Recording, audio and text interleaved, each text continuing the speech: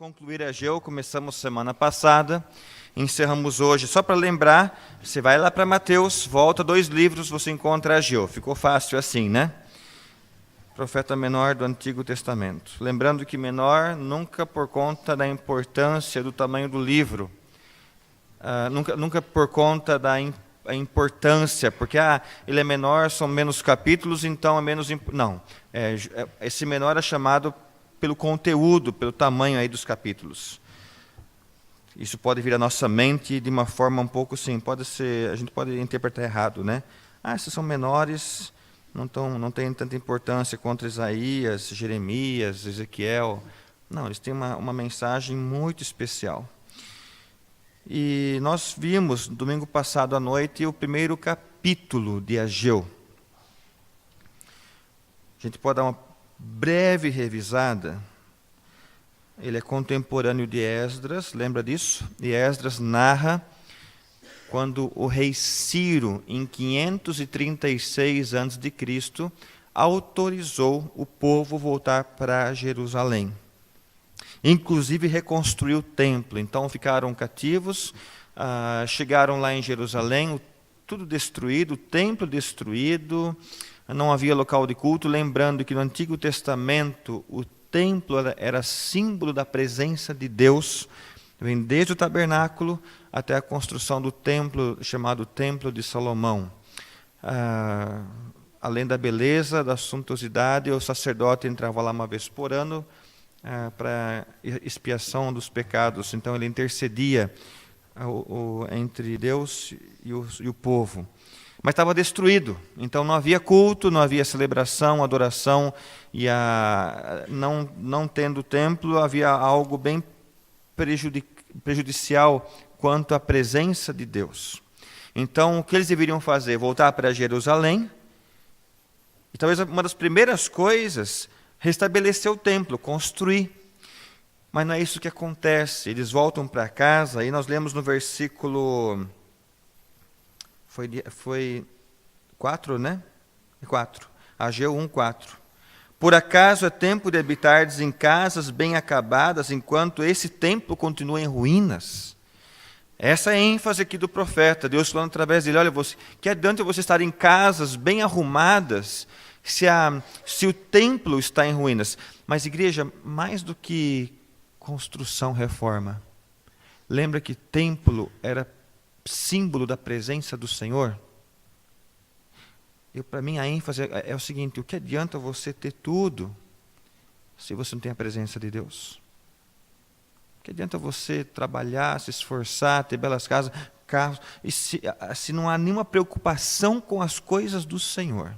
Essa é a mensagem central do primeiro capítulo. Tanto que ele fala aqui no verso 6, né? Vocês semeiam muito, recolhem pouco. Comem e não se fartam. Bebem, mas não ficam saciados. Se vestem, mas ninguém se aquece. E o que recebe salário, recebe para colocar num saco furado. A ideia é que, olha, não completa, essas coisas não dão sentido à vida. Comem achando que a alegria está na comida, mas depois passa fome de novo, nunca satisfaz. Bebe achando que não resolve. Ganha esse salário, mas percebe numa maturidade que não é o dinheiro que vai trazer a satisfação. O Senhor está trabalhando isso. É a presença de Deus, a espiritualidade, a dependência dele. Então, todo o capítulo primeiro trabalhou em torno disso. A lição principal que tivemos semana passada está no versos 12 e 13. Você vai encontrar no versículo 12 um verbo, obedeceram. Não sei quantos marcaram isso semana passada. Há uns degraus a serem buscados aqui. Primeiro, obediência. Final do verso 12, temor ao Senhor. E terceiro, a promessa de Deus, que qual que é? Está no versículo 13, eu estou convosco. A gente às vezes ora ao contrário. Senhor, eu quero a tua presença. A gente faz isso, às vezes pode, né? Senhor, eu quero sentir. Mas ele fala, Werner, primeiro obediência, precedida do temor, então eu estarei convosco. 2 Crônicas 7,14, se meu povo que chama pelo meu nome se humilhar, orar, buscar a minha face, então ouvirei dos céus e sararei a terra. Mas primeiro, se humilhar e se desviar dos maus caminhos. Então, notem que nós invertemos alguns versículos. Ah, Senhor, sara a minha terra. Aí o Senhor fala, olha, primeiro se humilhe, saia dos maus caminhos, eu vou sarar. Então é importante essa sequência, onde a primeira parte é nossa. Pronto, fechamos o capítulo 1, eu vou ler o segundo capítulo. Tá vendo? O livro curto é bom assim, né? Começou semana passada, hoje termina. Aí você pode falar assim na escola, olha, estudei um livro bíblico todinho, numa semana. 2 capítulos tinha, né? Mas tudo bem, é a palavra do Senhor. Ageu 2, vamos lá? No 2º ano do rei Dario, no 21º dia do 7º mês, a palavra do Senhor veio por intermédio do profeta Ageu. Fala agora ao governador de Judá, Zorobabel, filho de Sealtiel, e ao sumo sacerdote Josué, filho de Josadaque, e ao restante do povo. Dentre vós, os sobreviventes, quem viu este templo na sua primeira glória? E agora, como vem? Não é como se nada fosse aos vossos olhos? Esforça-te, Zorobabel, diz o Senhor. Esforça-te, sumo sacerdote Josué, filho de Josadaque. Esforça-te, todo o povo da terra, diz o Senhor, e trabalhai, porque eu estou convosco, diz o Senhor dos exércitos. Esta é a aliança que fiz convosco quando saíste do Egito. O meu espírito habita no meio de vós, não temais. Pois assim diz o Senhor dos exércitos, em pouco tempo farei tremer os céus e a terra, o mar e a terra seca, farei tremer todas as nações, as coisas preciosas de todas as nações serão trazidas, e encherei este templo de glória, diz o Senhor dos exércitos. A prata e o ouro pertencem a mim, diz o Senhor dos exércitos.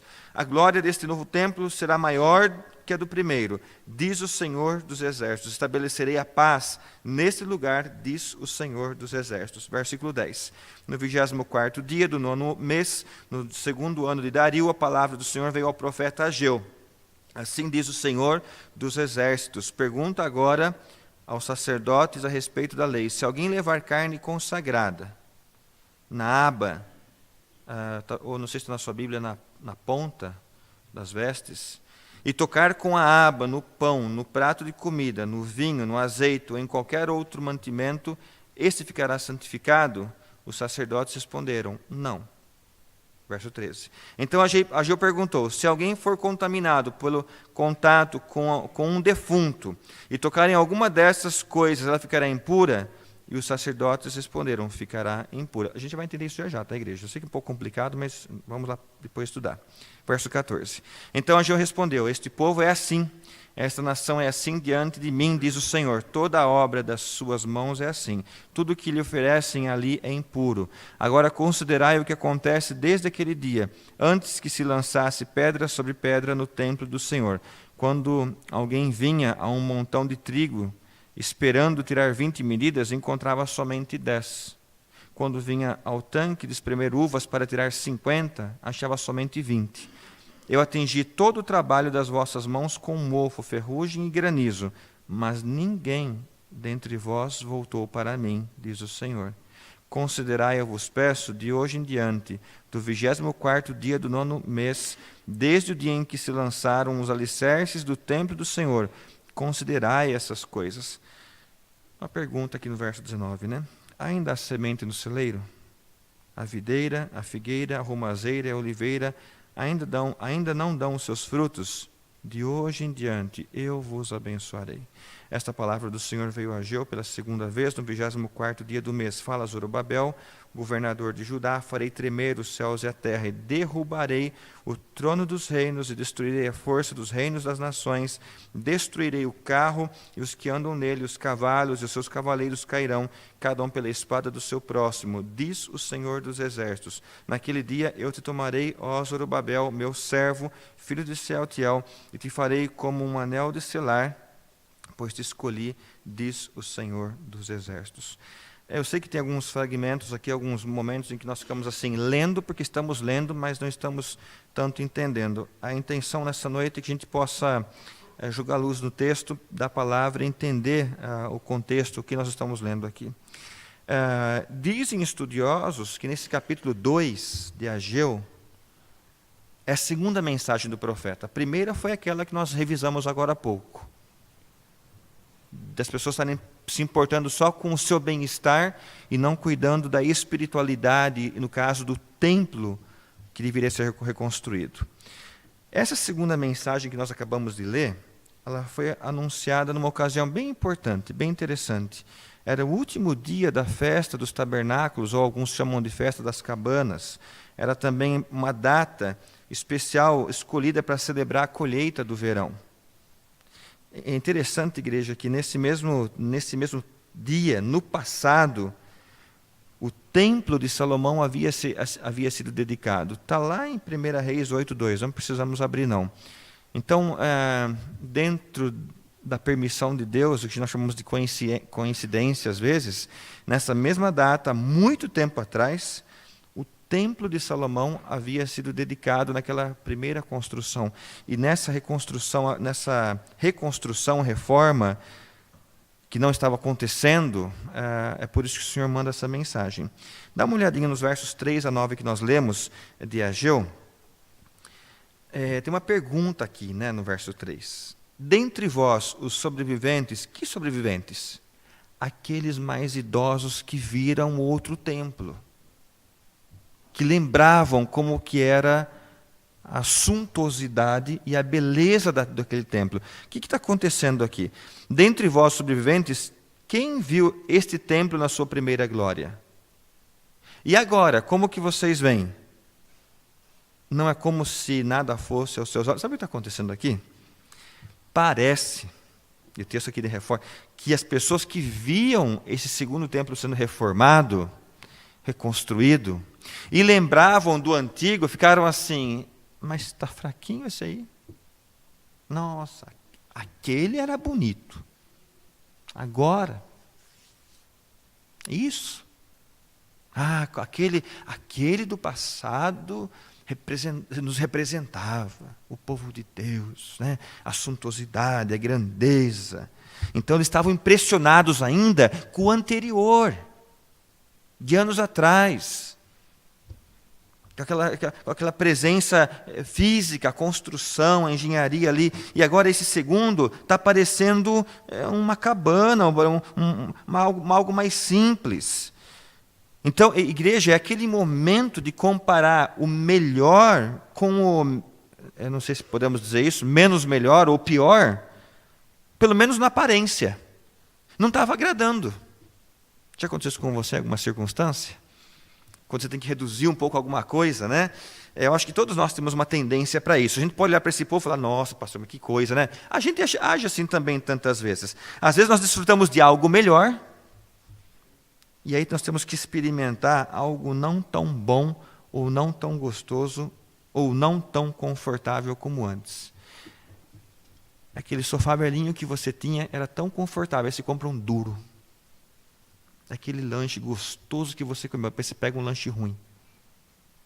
É um carro que você tinha que era melhor, tinha ar-condicionado, aí você precisou comprar um outro, não veio sem ar-condicionado. Essas adaptações, é a cama, é a casa, é um móvel, é uma televisão, e às vezes acontece de você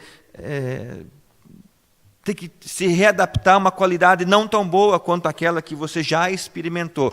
E a gente sempre ouve das pessoas, né? A gente fala, a gente acostuma rápido com coisa boa, né? Rápido. E depois, para uma readaptação, isso não é fácil. Mas aqui no texto, a referência está ligada a coisas espirituais. E isso pode ser mais sério, mais complicado. Então, os mais idosos, só eles que haviam conhecido o templo de Salomão originalmente, lá no começo. Depois foi destruído. Então, a diferença entre esses dois templos, o antigo e o novo, era marcante. O segundo templo, esse do qual nós estamos falando aqui, ele poderia ser considerado quase assim uma capela em relação ao antigo, ao primeiro templo. Mas aqui tem algo, igreja, que Ageu está querendo ensinar e que é fundamental. Está no verso 4. É uma resposta àqueles que estão assim, mas o outro era melhor. Esse é no verso 4. Esforça-te, Zorobabel, esforça-te, sumo sacerdote, esforça-te todo o povo. Por quê? O que o Senhor está falando? Deus está falando através do profeta? Eu estou convosco. Igreja, mais importante que a estrutura, mais importante que a construção, mais importante que a beleza da construção é a aliança com o Senhor, é a presença dele. É isso que está sendo trabalhado. É triste hoje ver grupos religiosos grandes que tentam mostrar a sua credibilidade, a presença do Senhor com coisas. Sabe aquela impressão? Você entra num lugar e você... nossa, que grande, que bonito. O Senhor está aqui. Não é isso. Olha o carro, olha a casa. O Senhor está. Isso é um perigo que a Ageu está trabalhando isso com eles. Não é o tamanho, a beleza do templo que vai evidenciar se Deus está presente ou não. É a espiritualidade, é a presença dele que nos comanda, não o local em si. É a presença do Senhor, é a aliança com Ele que é importante, o quanto Ele é importante para mim. Então, Ageu está trabalhando aqui um conflito de gerações ou de construções, do que se viu no passado, do que se vê hoje, de pessoas começando a medir a importância pelo que os olhos veem. E nós fazemos isso, igreja. Eu e você, tantas vezes, podemos fazer da mesma forma, medir o importante pela avaliação dos olhos. E Ageu está pegando o firme, porque os profetas não eram fáceis, não. Ele está pegando o firme falando assim, povo, esforcem-se para valorizar a aliança com Deus. Ele fala 3 vezes, né? Esforce-te, Zorobabel, esforce-te, Josué, todo o povo, para entender que mais importante do que construção é a aliança feita com Ele. Igreja, isso nos chama atenção nesse texto dessa noite, que nos dá todo esse pano de fundo para o que está acontecendo aqui. Mais importante até do que as nossas roupas, ou o local onde nós nos reunimos, aqui é agradável, aqui é gostoso, não é mesmo? É bom. Ou os carros com os quais nós chegamos neste lugar, o mais importante que essas coisas é estar em comunhão com Deus e viver na dependência dEle. Eu creio que Ageu falaria isso para nós hoje também. Olha, mais importante do que a beleza de tudo que nós vemos ou experimentamos está na dependência do Senhor. Por isso que no verso 4, o profeta convém com essa ênfase no esforça-te. Eu acho que algumas versões trazem coragem. É isso, né? A Nova Versão Internacional traz a palavra coragem. Tenham coragem. Esforcem-se. Igreja, o que nós entendemos com essa coragem, com esse esforço, parece que eu e você, para a gente se libertar, para se livrar dessa síndrome de comparação, vamos falar assim, ou avaliação dos nossos olhos, ou para nos livrar de uma certa comodidade, ou até conforto que muitas vezes nos acomoda, né, e é bom, é preciso esforço e coragem. Quando nós fomos lá com o Wilson, com a Lilita, aquele ano, 2012, eu, a Cláudia, a Nice, vários fomos, né? Fomos em 12 lá. E a gente ter que viver lá, e era numa casa, mas assim, o problema não tinha água, né? Lá no Nordeste, calor no Norte, calor, ficava com aquela pele grudando, e aí acabou a água, com tanta água à volta, mas não tinha água limpa, e tinha que aprender a dormir sem tomar banho. Olha... Parece uma coisa tão simples, né? Mas aqui no calor você pode tomar 2 vezes no dia, 3 vezes talvez, não sei. Mas ali não tinha. Não tinha. A gente tem que se adaptar. Tem que se adaptar. Coragem, há uma necessidade de disciplina interna para mim, para você, para não entrar em síndrome de comparação ou avaliar com os olhos. A parte mais importante, Ageu está dizendo para o povo, o Senhor através de Ageu, povo, a parte mais importante do templo é a presença de Deus. Se eu e você chegar aqui, igreja, entrar aqui, cantar os cânticos, os hinos, orar com o coração distraído, talvez amargurado, preso às atividades, preocupações, não vai adiantar a nossa roupa que nós estamos colocando. Não vai adiantar essa bela iluminação, a projeção, os hinos, os belos instrumentos. Aí Amós trabalha um pouco isso, lembra? Afasta-te de mim os estrépitos, o barulho dos teus cânticos. Desprezo as vossas assembleias solenes, não tenho nenhum prazer nelas, não tenho prazer nas músicas. Está lá em Amós essa declaração. Por quê? Porque estamos chegando a este local com o coração distante dele. Igreja, por vezes eu penso, e eu luto contra isso, talvez você lute também, que felicidade ou momentos de alegria são permitidos se temos o que queremos, não é? Eu corri atrás do meu curso, do meu trabalho, ou de algum bem, então agora eu sou feliz. Ou temos felicidade se desfrutamos daquilo que desejamos. Agora eu estou aproveitando aquilo que eu tanto queria. O Salmo 23, tão conhecido, já alerta, né? O Senhor é meu pastor, de nada eu tenho falta. Aliás, essa é uma tradução mais conveniente. Nós conhecemos o Senhor é meu pastor, nada me faltará. A tradução no hebraico lá, bem literal, é: o Senhor é meu pastor, vírgula, de nada eu tenho falta. Por quê? A presença do Senhor é suficiente para mim. Nada mais é tão importante quanto Ele. Não é que Ele vai dar tudo o que você quer. Por isso que essa vírgula lá é importante. É que Ele já é tudo o que eu tenho, o que eu preciso. O Senhor é tudo o que eu preciso.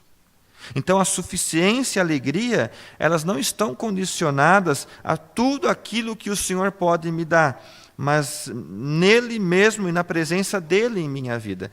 Os versos 6 a 9 que nós lemos aqui em Ageu, capítulo 2, reforçam o quê? A glória do segundo templo era muito superior à do primeiro templo. Não está aí? Como encontra isso? Verso 6, verso 7, farei tremer as nações. Verso 9. A glória deste novo templo que estavam reconstruindo, que parecia uma capela, será maior que a do primeiro, diz o Senhor dos Exércitos, e estabelecerei a paz neste lugar, diz o Senhor dos Exércitos. Alguém quer arriscar assim? Eu não vou cobrar, não. Por que a glória desse segundo templo seria melhor do que a primeira, do que o primeiro templo? Quem andaria pelos átrios desse templo? Jesus. Jesus. Aproximadamente 500 anos mais tarde, Jesus caminharia pelos átrios desse templo que eles estavam julgando ser fraco em relação ao outro. Ageu, como profeta, já estava dizendo: olha, este terá maior glória do que o primeiro, porque é a presença de Cristo, do Senhor. Igreja, como isso é importante para a gente, a presença de Jesus em nossas vidas. Em vez de valorizarmos status, posição, salário, rico é aquele que tem Cristo. Não estou falando financeiramente, espiritualmente, é a satisfação do coração. Aquele que tem o suporte no Senhor, aquele que diz: Ele é minha rocha, meu libertador. Você está em Cristo, você que está aqui essa noite? Está em Cristo. E olhar para esse versículo, a glória deste templo, agora estou trazendo para o Novo Testamento, meu corpo, que somos templo do Senhor, ele é evidenciado pela presença de Cristo, não eu, mas Ele que vive em mim.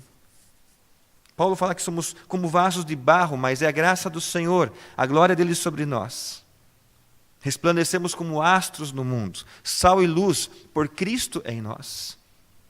Ageu, no passado, tentando colocar isso na mente das pessoas, que o segundo templo teria a maior glória pela presença de Cristo. E nós temos acesso a esse Cristo, a esse Senhor. Temos acesso. Versos 11 e 13. Vamos caminhar que o nosso tempo também avança. O que acontece aqui? Aqui nós temos algo de ordem sacerdotal, uma dúvida, né? O Senhor dá uma ordem, Deus dá uma ordem para que consultem os sacerdotes, aquela questão do contaminado impuro, né? Em relação a um ritual de contaminação e purificação. Eu até poderia passar essa parte, mas vamos entender um pouco esse trecho aqui. Os sacerdotes deveriam ser os intérpretes da lei. E esta lei está lá em Levítico. Alguém abre Levítico 6, 27? Não vai perder a Geu. Levítico. Não vamos esquecer que os sacerdotes deveriam ser os intérpretes. Levítico 6, verso 27. Quem encontrou, leia, por favor. Bem interessante o que nós temos aí. Gênesis, Êxodo, Levítico, Números, Deuteronômio. Isso. Isso. Doutor, um pouquinho mais um pouquinho mais alto, por favor. É o mesmo, 6, 27. Isso, tudo que a carne tocar será santo. É neste ponto da lei que o Ageu está trabalhando aqui perguntando aos sacerdotes. Então foram feitas aqui, igreja, no versículos 13 e 14, duas perguntas intrigantes para os sacerdotes. Intrigantes. Por quê? A carne de animal, como o Dr. Vicente leu, está na sua Bíblia, era separada para o sacrifício. A carne consagrada tornava, segundo o ritual, as vestes consagradas por estar em contato direto com ela, como nós lemos, quem estava lidando ali. Mas as vestes, ou as abas, que na minha versão aqui está abas, que aparece aqui em Ageu, não poderiam transmitir essa consagração a um terceiro objeto. Deu para entender? Quem estava lá no templo mexendo com a carne, quando encostava, tornava aquela roupa purificada. Mas essa roupa não poderia tornar um terceiro objeto purificado. Trocando em miúdos aí, como nós costumamos dizer, né? As coisas santas não têm poder de tornar puras as coisas imundas. A pureza não é transmitida, ela é adquirida, buscada e conquistada. Eu não posso transmitir salvação a Letícia. Ela tem que buscar entender o Evangelho da graça de Deus. Agora, outra questão envolvendo essa primeira. O impuro contamina o puro. É bem interessante isso, né? As coisas impuras têm o poder de contaminar as coisas santas. Aliás, o próprio Jesus afirma isso. Abra lá em Mateus 15. Mateus 15. Na verdade, Mateus 15 é praticamente uma releitura do que está aqui em Ageu. Por isso que o assunto é bem sério. A pureza não pode ser transmitida, mas a impureza contamina, faz mal. Mateus 15, dá uma olhadinha de 17 a 20. Não compreendeis que tudo que entra pela boca e desce para o estômago é depois expelido, mas o que sai da boca procede do coração. E é isso que torna o homem impuro, porque do coração é que saem os maus pensamentos, homicídios, adultério, imoralidade sexual, furtos, falsos testemunhos e calúnias. Igreja, sabe o que dá a entender aqui nesse paralelo de Mateus com Ageu? Que eu não consigo ser santo ou caminhar dentro da vontade de Deus pelo outro. Santidade não se transmite. Mas se eu andar com pessoas que andam em caminhos errados, é muito certo que em pouco tempo eu estarei contaminado. Falando o que a pessoa está falando, comendo o que está comendo, bebendo o que está bebendo. Então nós temos aqui, nessas questões, por isso que essas perguntas são intrigantes para os sacerdotes, nós temos uma tensão aqui. A lembrança, agora eu quero amarrar isso ao contexto. Não é à toa, porque você pode perguntar, nossa pastor, estava entendendo esse negócio de primeiro tempo, segundo tempo, agora entra a questão de carne, de abas. Por que o profeta colocou isso aqui dentro desse contexto? A lembrança de um templo antigo, o se apegar às coisas antigas, achando que elas eram melhores, mais pomposo, mais esplendoroso, mesmo que em ruínas, está, de certa forma, contaminando as pessoas.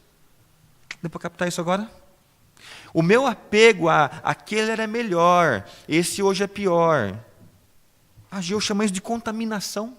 Por isso que fala aqui em seguida, esse povo está impuro. É a leitura que se faz, a leitura que o Senhor faz do coração. Os irmãos podem me ajudar a achar essa frase, que o povo estava impuro? Está aqui, né? Verso 14. Esse povo é assim, a nação é assim diante de mim, todas as obras das suas mãos é assim. Tudo que me oferecem ali é impuro. E por quê? Pela síndrome de comparação. Troca-se a presença de Deus pelo que os olhos vê. Pelo que os olhos estão admirando.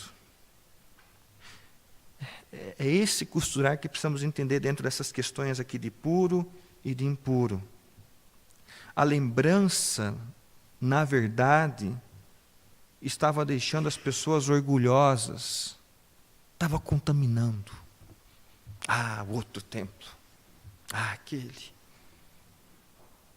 Toda essa situação se resume, a gente já leu agora no verso 14. O povo é assim, a nação é assim, tentam oferecer ao Senhor um culto com coração impuro, orgulhoso. Igreja, isso é um alerta para nós.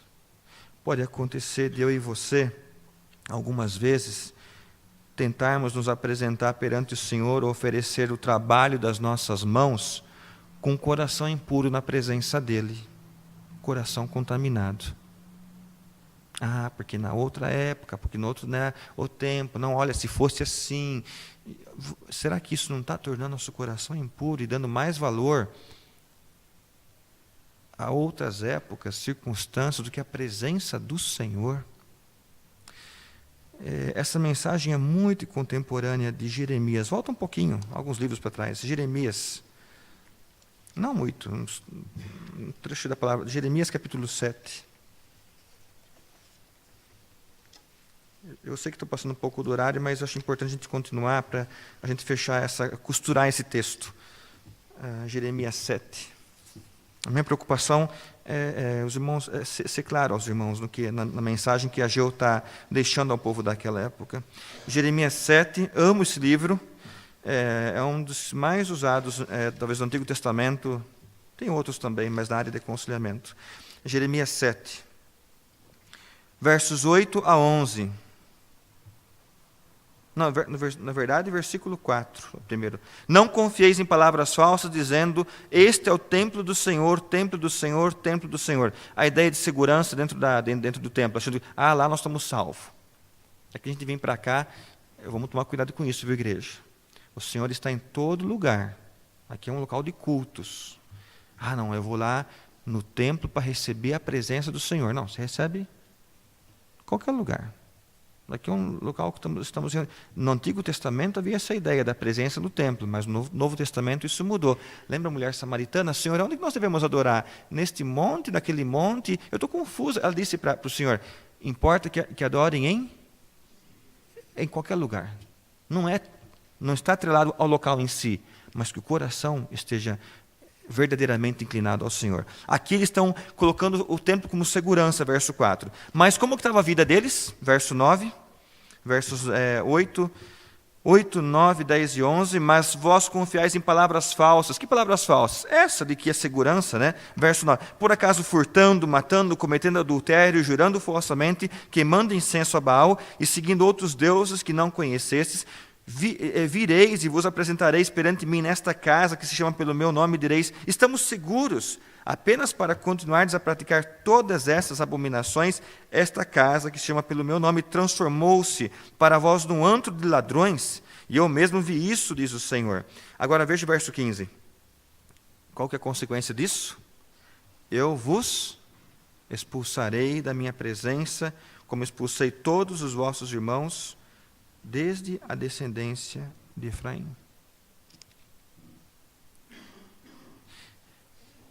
Vir na igreja, cultuar o Senhor com o coração para as coisas da carne, é um coração contaminado. A ponto do Senhor falar, eu vou expulsar da minha presença. Oferecer o trabalho das nossas mãos,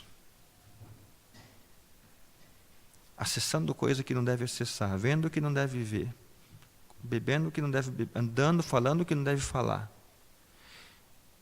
E prestar um culto, Ageu fala, é um coração contaminado. O que oferecem ali é impuro, é impuro. O resultado, nesse contexto de Ageu que nós lemos, veja os versos 16 e 17. Quando alguém vinha a um montão de trigo, esperando tirar 20 medidas, encontrava 10. Quando alguém vinha ao tanque espremer uvas para tirar 50, não sei se aqui é litros, o que era, achava somente 20. Eu atingi todo o trabalho das vossas mãos com mofo, ferrugem e granizo, mas ninguém dentre vós voltou para mim, diz o Senhor. Deus, nesse contexto específico, Deus reduz as safras agrícolas, base econômica da nação. Para quê? Para trazer juízo sobre o povo que havia invertido os valores. Igreja, o Senhor nos ama tanto que Ele pode reduzir algo em nós para que nós olhemos mais para Ele. Sim, Ele pode fazer isso. Talvez as circunstâncias.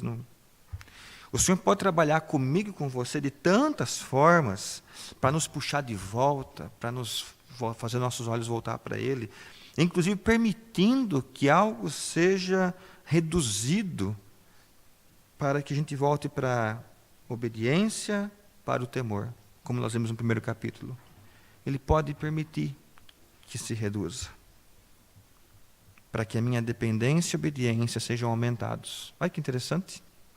O Senhor permite que coisas as quais eu gosto muito sejam reduzidas, para que dependência seja aumentada na presença dEle. Está trabalhando assim com o povo aqui. E o verso 19, finalizando, nos versos 20 e 23, há só uma ênfase da soberania do Senhor sobre a história, sobre o rei. Mas verso 19, tem uma pergunta aqui bem interessante. Há ainda semente no celeiro? Está assim na sua Bíblia, talvez com pouca diferença. É como se o Senhor dissesse, plantem de novo, mas em obediência, com os corações purificados, e eu vos, no finalzinho, abençoarei. Olha, vamos apagar tudo, vamos começar de novo, mas em dependência e obediência, eu trarei bênção para vocês. Igreja, Deus é sempre o Deus das segundas oportunidades. Desde que haja reconhecimento do pecado, arrependimento, volta para Ele, disposição de mudar a atitude de coração, o Senhor estende a mão, o texto aqui é claro, o Senhor estende a mão quando o arrependimento é sincero. Então, um desafio para nós nessa noite, à luz de Ageu capítulo 2.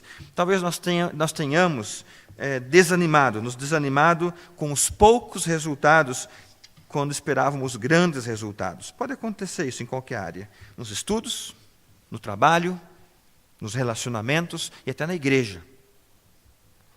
E talvez o Senhor tenha permitido, na soberania dEle, que coisas às quais eu posso estar tão apegado tenham se reduzido. Só para eu e você entendermos que Ele espera arrependimento, obediência e temor a Ele. Ainda há semente no celeiro. Ainda há um pouco de fé? Ainda há semente no celeiro? Vamos cultivar em obediência ao Senhor.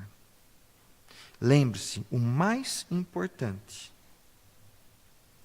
entre o que vemos e medimos e comparamos é a aliança com Deus. É a aliança com o Senhor. O Senhor, eu li uma frase de um comentarista, eu escrevi aqui, achei essa frase, olha, importante para fechar essa reflexão nessa noite. O Senhor frequentemente envia seu encorajamento e aprovação assim que damos os primeiros passos em obediência. O Senhor frequentemente envia seu encorajamento e aprovação assim que damos os primeiros passos em obediência. Igreja, eu trago para mim como lição e você aplica em sua vida. O mais importante é a minha aliança com o Senhor. Amém? A vida espiritual. O Senhor, andar com Ele, viver para Ele. E a palavra diz, todas as outras coisas o serão acrescentadas. Se Ele está em primeiro lugar. Vamos orar ao Senhor. Coloque-se você em oração. Alguns segundos, fazendo avaliações, valores. Não a palavra que o pastor, não a voz do pastor quem está falando, mas o Senhor no Espírito trabalhando comigo e com você. Valores, o que está em primeiro lugar. Talvez você nessa noite tenha que renovar a sua aliança com Deus. E tem comparado, olha, aquele que não é crente tem, eu que sou cristão não tenho.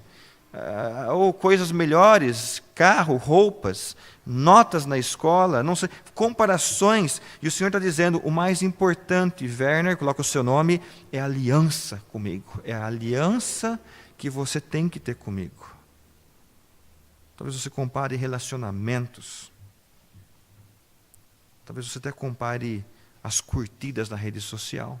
Comparações. E o Senhor está dizendo, o mais importante é a aliança. É a aliança comigo, a minha presença. Clame ao Senhor misericórdia. Talvez pedindo perdão porque temos valorizado mais o que os olhos estão vendo do que a presença dele, que está sempre disposta a nos abençoar.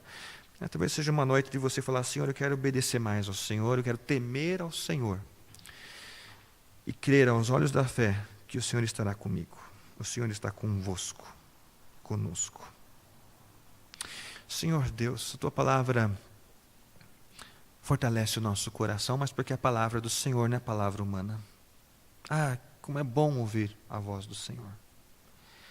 Pedimos perdão, porque tantas vezes damos nota, avaliamos, medimos com os olhos.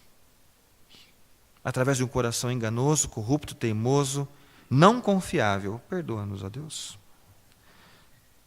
Ajuda-nos, acima da beleza, a renovar com o Senhor a aliança. Comprometimento, fé, espiritualidade, obediência, temor ao Senhor. Coloque isso em nosso coração, como igreja que ama o Senhor Jesus Cristo acima de todas as coisas. Ó Deus, que o Senhor ouça nessa noite jovens, adultos, todos envolvidos aqui, dizendo: este meu corpo é o teu templo, símbolo da aliança com o Senhor. Que o Senhor veja aqui pessoas desta igreja, da igreja do Senhor aqui, andando em aliança contigo, andando em aliança com o Senhor. Louvado seja o Senhor pela obra de Cristo na cruz, e que nos faz testemunhas, astros neste mundo, luzes, ó Deus, sal neste mundo tão perdido. Ajuda-nos a cumprir esse propósito do Senhor em nossas vidas, ó Deus. Assim nós oramos, pedindo, agradecidos, em nome do nosso Senhor e Salvador Jesus. Amém. Amém.